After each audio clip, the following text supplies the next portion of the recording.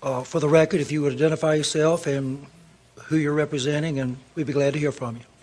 Thank you, Chair Committee.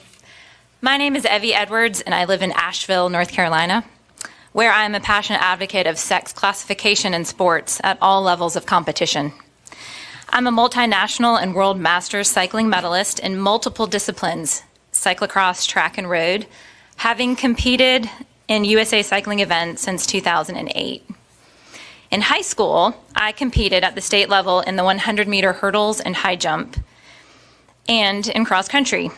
I had a 4-year athletic scholarship to Valdosta State University and was an NCAA athlete in cross country. I was also an All-American in academics. I was a member of the female Guinness Book of World Records 100-mile relay team in Atlanta, Georgia. And I founded a women's elite cycling team and nonprofit in Chapel Hill in 2010. I'm a wife, a mother of 2 elementary-age children. I'm also a lifetime Democrat. I believe in pro-choice, and I believe love is love, and same-sex marriage should be upheld. I was an athlete at the UCI World's Masters track event in Los Angeles, California, where a male was celebrated for a new female record and awarded first place in their event for 2 years in a row. The second place athlete in that event had bested me for gold in my event. I earned the silver medal. Transgender inclusion has been creating discord among women for years in sports, and this is not a hypothetical situation. Male bodies are taking the place of women's bodies. Female athletes have been robbed of the hard work and effort they've sacrificed their time, energy, finances, and talent toward. It's not fair play. It's not ethical. Women and men who desire sport classification by sex are being silenced and bullied.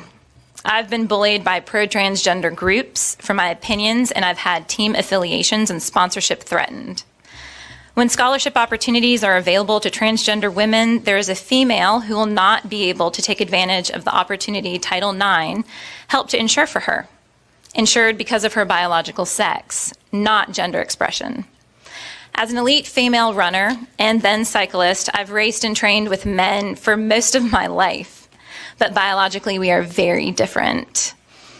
The men I've competed against and trained with haven't had to worry about the negative female impacts of typical puberty in sport, such as weight gain, hip widening, and a higher incidence of injury.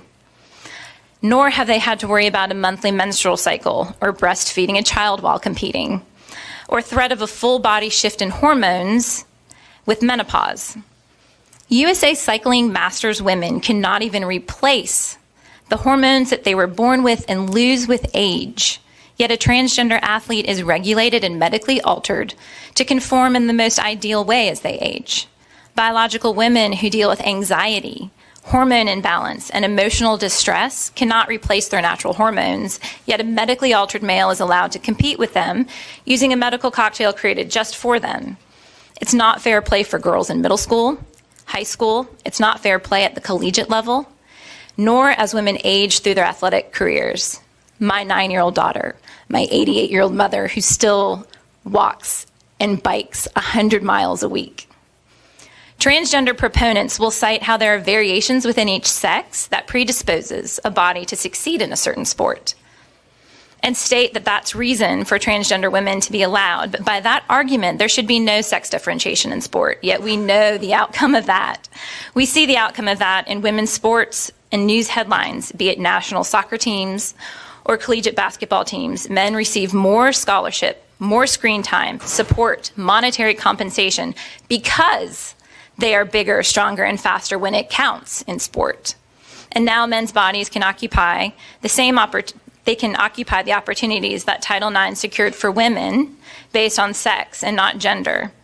There's a generation of women who will not have the same opportunities that I had with my own biological class. And those of us who've been in sport our entire lives know how nuanced this argument is and how it's not fair play for women. We know women are underrepresented in sport. We look forward to competing with full fields of biological women at national and world events. If we're forced to compete against males at the local and regional level, those opportunities and females will disappear. Thank you so much for your time. Thank you for your comment.